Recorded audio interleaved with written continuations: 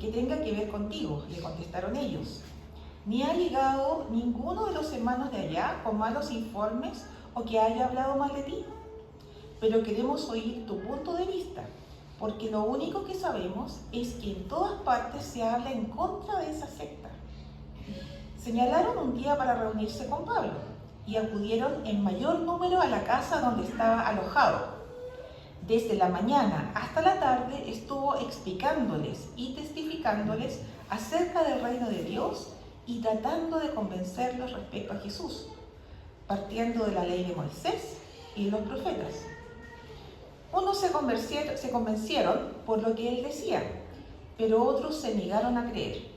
No pudieron ponerse de acuerdo entre sí y comenzaron a irse cuando Pablo añadió esta última declaración. Con razón el Espíritu Santo les habló a sus antepasados por medio del profeta Isaías diciendo: Ve a este pueblo y dile, por mucho que oigan, no entenderán, por mucho que vean, no percibirán. Porque el corazón de este pueblo se ha vuelto insensible, se les han embotado los oídos y se les han cerrado los ojos. De lo contrario, verían con los ojos, oirían con los oídos, entenderían con el corazón y se convertirían, y yo los sanaría. Por tanto, quiero que sepan que esta salvación de Dios se ha enviado a los gentiles y ellos sí escucharán. Durante 2 años completos permaneció Pablo en la casa que tenía alquilada y recibía a todos los que iban a verlo y predicaba el reino de Dios y enseñaba acerca del Señor Jesucristo y sin impedimento y sin temor alguno. Hermanos, esto es palabra de Dios. Y ese es el final de Hechos.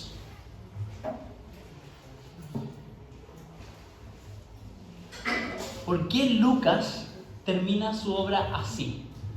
¿Pusieron atención a la lectura? ¿Por qué nos deja esa sensación de final abierto? ¿Qué pasa con Pablo después, por ejemplo? ¿Qué pasa con la iglesia? ¿Qué pasa con este juicio que iba a tener frente al César? Su apelación. No nos cuenta nada más y queda con un final muy abierto. ¿Qué nos quieres mostrar, querido Lucas? ¿Qué nos quieres decir, Dios? Esa es la pregunta. Los invito a orar. Padre, háblanos esta mañana, por favor, como lo haces siempre por medio de la Biblia. Ayúdame a mí a estar concentrado no solo en mis apuntes, sino en lo que tú quieres decir a esta iglesia, a tu iglesia. Muéstranos cuál es el significado de este final abierto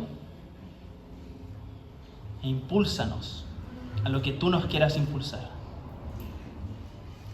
Ayúdanos a todos a escuchar con nuestros oídos y a llevarlo a la práctica. En el nombre de Jesús oramos. Amén. Hemos llegado al final del libro de Hechos. Ha sido un largo recorrido, ¿cierto? Partimos allá en marzo, viendo cómo este relato era la continuación de la primera obra de Lucas, que nos mostraba a Jesús continuando con su misión por medio del Espíritu Santo en sus apóstoles y a través de su iglesia. Cómo el Evangelio se iba expandiendo, su reinado se iba expandiendo como un río se esparce por el valle. Jesús dijo en Hechos 1, verso 8, le dijo a sus apóstoles que serían sus testigos por todas partes, partiendo por Jerusalén, Judea, Samaria y hasta lo último de la tierra. Y ese es precisamente el recorrido que hemos estado siguiendo, ¿cierto? En Hechos, viendo cómo el Evangelio y el reinado de Jesús se fue expandiendo por esos lugares y por esos distintos grupos de personas.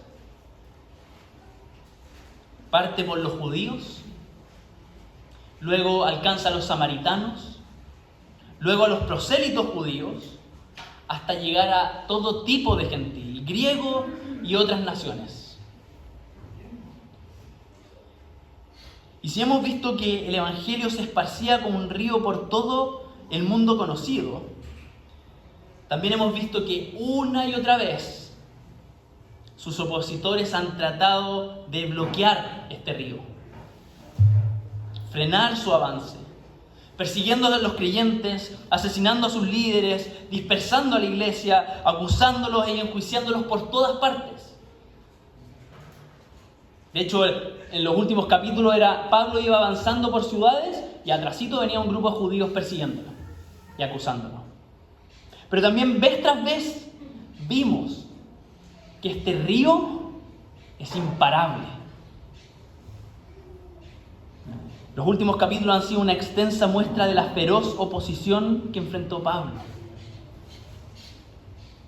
Al punto que pareciera que su ministerio, como leíamos hoy día, pareciera llegar a su fin.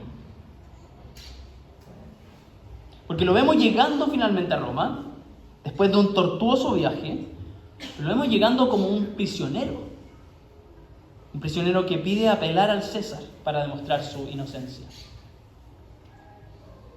Al llegar a Roma, verso 15 del capítulo 28, Pablo fue bien recibido por los miembros de la iglesia, a quienes había escrito previamente su muy conocida carta a los romanos, que tenemos en nuestras Biblias. Después, versos 23 al 24, ahí logró que los dirigentes judíos lo visitaran para explicarles por qué estaba encadenado, aclarando ser inocente y que el único motivo por el cual los quería ver y por el que estaba como prisionero era por predicar acerca de la esperanza que era precisamente para ellos, para los judíos. Así que por largas horas les explicó el Evangelio de Jesús, pero no de una manera meramente teórica, sino dando testimonio del reinado de Jesús como el Cristo. Es decir, declaraba que esto es verdad, que era real, que él lo había experimentado y que más encima había sido testigo de su avance. Y se los probaba con Biblia abierta, con sus Biblias hebreas. Le decían, miren, abran sus Biblias hebreas o todo lo que ustedes tienen memorizado de su Biblia, que dicen los profetas, que dijo Moisés, vean cómo se cumple en Jesús. Y los trataba de convencer de que Jesús es el cumplimiento de todo lo que Moisés y los profetas enseñaron, dijeron y anunciaron.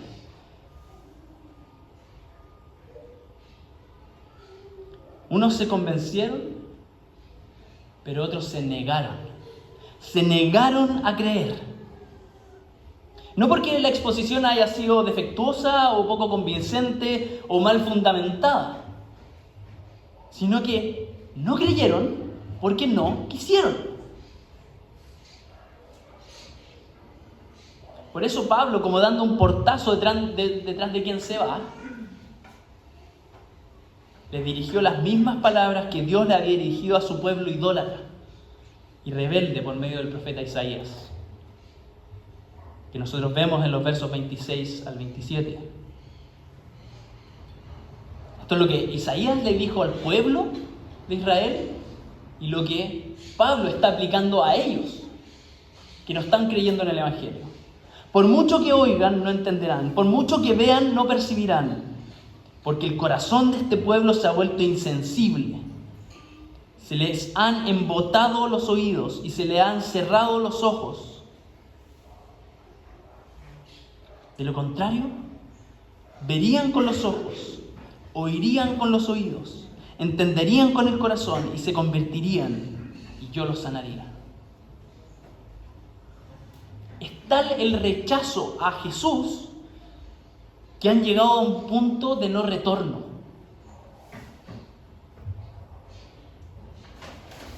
Esto Es como cuando el faraón rechazó el liberar al pueblo una vez, 2 veces, 3 veces, 4 veces, 5 veces y cruza el punto de no retorno. Y de ahí en adelante el Señor le empieza a endurecer más y más el corazón al faraón. Lo mismo ocurrió con el pueblo de Israel en su idolatría. Vez tras vez el Señor los perdonó, le dio segundas oportunidades y ellos seguían en su idolatría.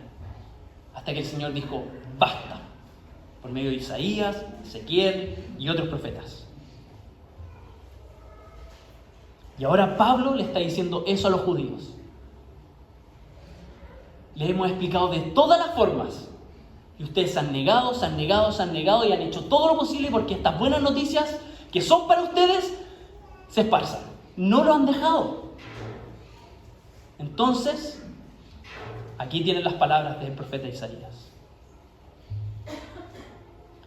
El pueblo que debía ser la bendición para las naciones, llevando la salvación a los gentiles, sigue rechazando obstinadamente las buenas noticias. Y con eso se autoexcluyen definitivamente del regalo que debían llevar. Estoy hablando en modo general y también Pablo está generalizando porque ya hemos visto excepciones a la regla y las seguiremos viendo. Y en la historia hemos visto personas que son parte de ese pueblo que reconocen a Jesús. Pero como unidad grande se han autoexcluido del regalo. El Evangelio es el poder de Dios para salvación de todo el que cree, primeramente para el judío y también para el griego. Eso había escrito el mismísimo Pablo en su carta a los creyentes de esa ciudad. Pero los judíos no estaban creyendo en esas buenas noticias, no estaban abrazando la salvación. Así que podríamos ver este relato final en Hechos como un fracaso del ministerio de Pablo a los judíos. O podríamos ver que el avance del Evangelio ha perdido su impulso. No lo logramos, chiquillos. Los judíos no creyeron. Pero Pablo termina diciendo, verso 28 del capítulo 28. Por tanto, quiero que sepan, judíos, que esta salvación se ha enviado a los gentiles y ellos sí escucharán. Entonces, no porque los judíos rechazaran las buenas noticias, estas se frenarían. El Evangelio sigue avanzando a pesar de ellos y se extiende inevitablemente a los gentiles, quienes sí escucharían. Nada ni nadie puede parar al Evangelio. Las buenas noticias de salvación por medio de Jesús, el Cristo, están por sobre un grupo. Es un torrente incontenible que sí o sí se va a esparcir por donde Dios quiera. Por eso puse esa imagen de una represa, aunque es una represa que abrió sus compuertas. YouTube, no sé por qué, siempre me sugiere la ruptura de una represa. Es como mi tema favorito. No sé por qué. De hecho, desde niño me encantan las represas. Pero tenemos esta imagen en Hechos de han construido una represa enorme y que el Evangelio es tan potente que rompe la represa y no se queda con los judíos, se esparce a todo el mundo. Entonces, si la constante negativa de los judíos pareciera una represa, el Espíritu muestra que el Evangelio revienta esa represa. Nosotros tenemos un Evangelio imparable. Entonces, cuando enfrentamos rechazo, ¿alguien ha enfrentado rechazo? Si levantan la mano nadie los va a rechazar. Por más que nos rechacen, el Evangelio va a seguir avanzando. Por más que nos pongan trabas institucionales, el Evangelio va a seguir avanzando. Por más que persigan y prohíban con leyes, el Evangelio va a seguir avanzando. Y quizás eso es algo que a nosotros nos parece algo extraño. Estamos en una sociedad cristiana, poscristiana, y que nuestras leyes, nuestros gobernantes o quienes nos rodean están un poco acostumbrados al cristianismo. Pero en otros países realmente hay frenos para las reuniones, para hablar públicamente, para invitar a otros, para ingresar Biblias. Pero por más que hagan eso, no pueden. Países como China, que son los que tienen más restricciones al cristianismo, es el país que tiene mayor crecimiento en la iglesia. Una iglesia escondida. ¿Por qué? Porque le pones represas, le pones frenos y el Evangelio avanza igual. Y así ejemplos hay por miles. Pero también este texto y cómo termina Hechos es una advertencia para los que rechazan el Evangelio.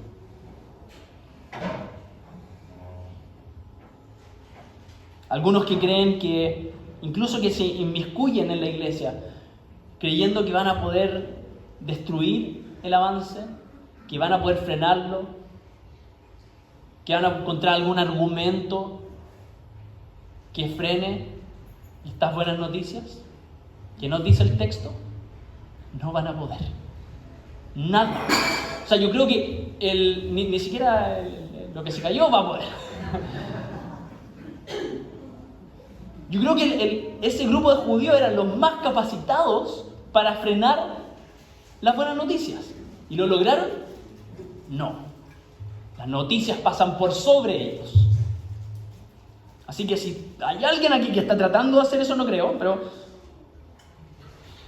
no vas a poder. El Evangelio va a pasar por sobre ti.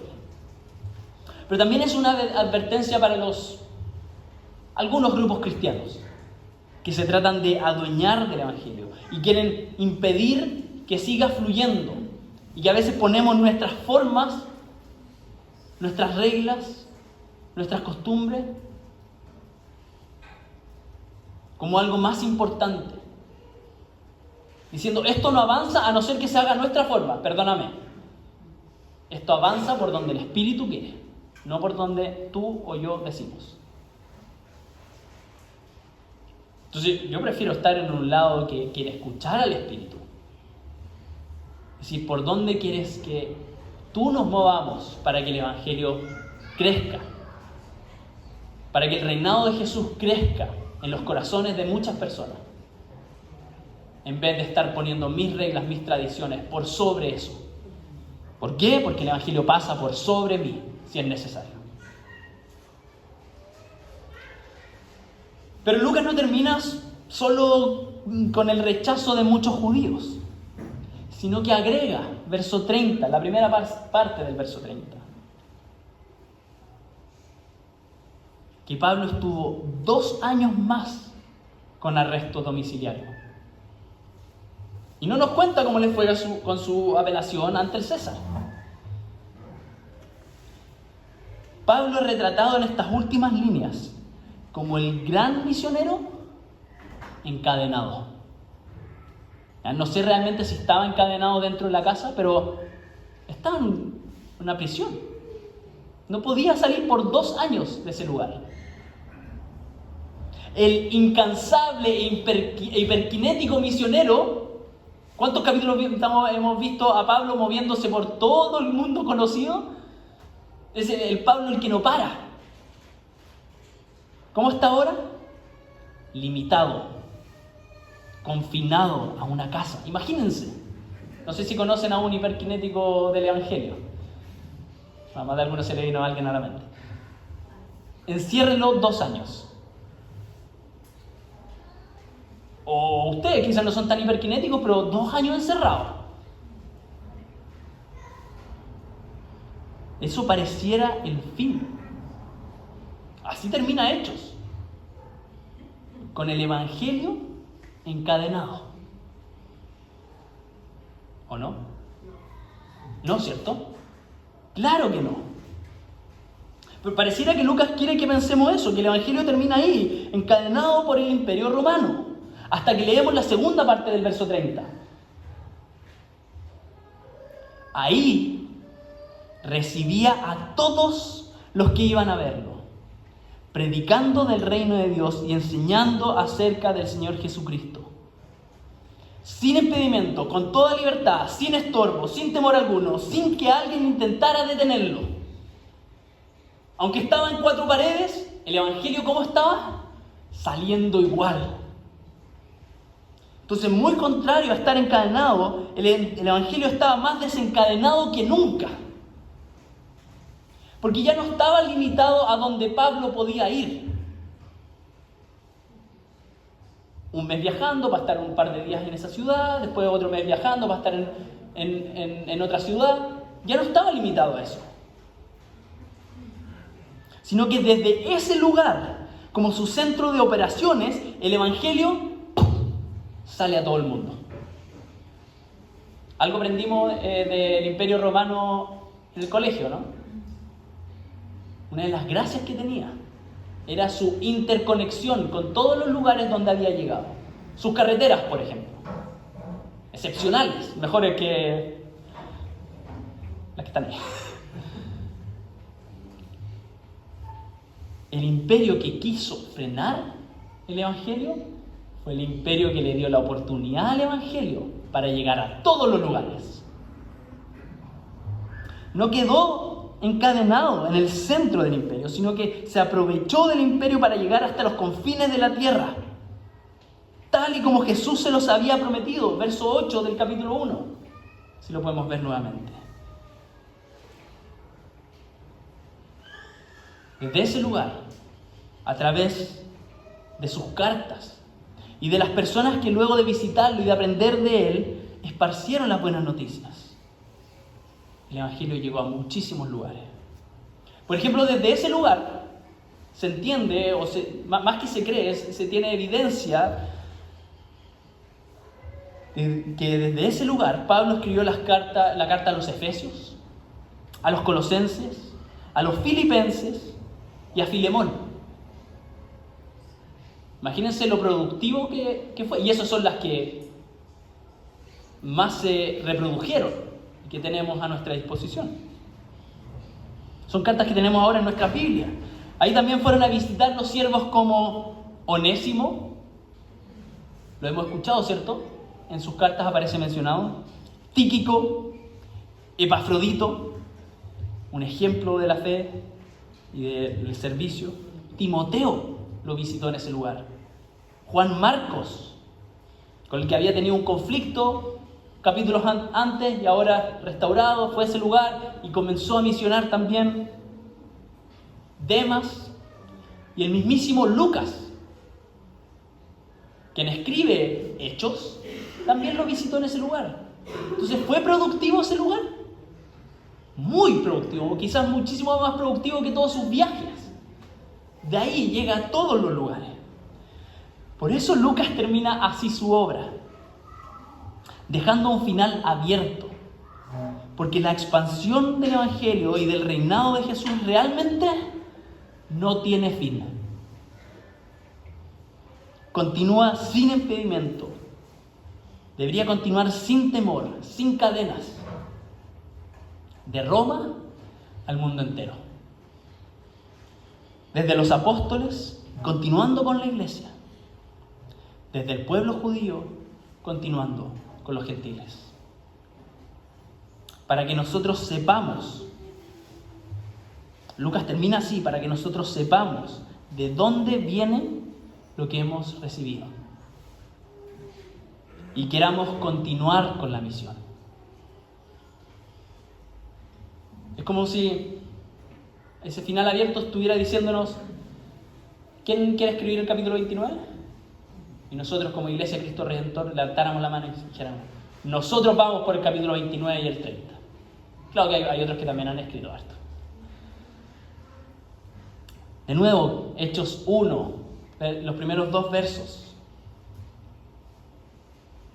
Es una invitación a continuar con lo que Jesús comenzó, para que nosotros, empoderados con el mismo Espíritu Santo que los apóstoles tenían, con ese Espíritu nosotros seamos testigos hasta los confines de la tierra. Y ahí los chilenos decimos, nosotros sí que llegamos a los confines de la tierra, ¿cierto? Ahí Javier, que de Tierra del Fuego ya, de Punta Arenas, hasta allá llegamos con el Evangelio. Y hasta el fin de los tiempos. Entonces, aunque los planes fracasen, por ejemplo, tenemos nuestro plan de Navidad en mi parque, quizás nuestro plan fracasó a medias, y puede guardar para el próximo año, pero el Evangelio sigue avanzando. Por más que una municipalidad nos diga no pueden, aunque no lo hicieron con malas intenciones, no pueden, ¿eso nos va a encadenar? Nada nos puede encadenar. Nada puede encadenar al Evangelio. O a veces podemos creer que estamos pegados como iglesia. Sí, no hay que estarlo, pero también hay que estar muy atento a cómo Dios se está moviendo, cómo el Espíritu se está moviendo más allá de cómo se mueven nuestras estructuras. Porque el Espíritu sigue obrando como Él quiere. Y el mensaje no está encadenado por nuestros tiempos. Tampoco por nuestros planes o por los impedimentos externos. El que nos va a hacer avanzar, el que va a hacer que más personas crean en Jesucristo como su Salvador y que sus vidas sean transformadas y alcancen la salvación eterna y una relación con Dios, el único que va a lograr eso es el Espíritu, que se mueve a través de una iglesia que quiere ser movida por Él. Yo quiero ser parte de esa iglesia. ¿Ustedes? También. Oremos. Gracias, Padre, por inspirar a Lucas a escribir tal magnífica obra que hemos recorrido durante todo un año, pero que aún nos quedan muchas más cosas por descubrir. Gracias por animarnos a continuar con la expansión de tu reinado aquí en la tierra. Queremos que más personas se rindan a ti y cambien este mundo. Permítenos ser parte de ese movimiento, de ese río que fluye, llegando hasta los confines de la tierra. Danos valentía, una valentía que viene del saber que nada puede detener el avance de tus buenas noticias. Queremos servir en tu misión. Úsanos, Señor.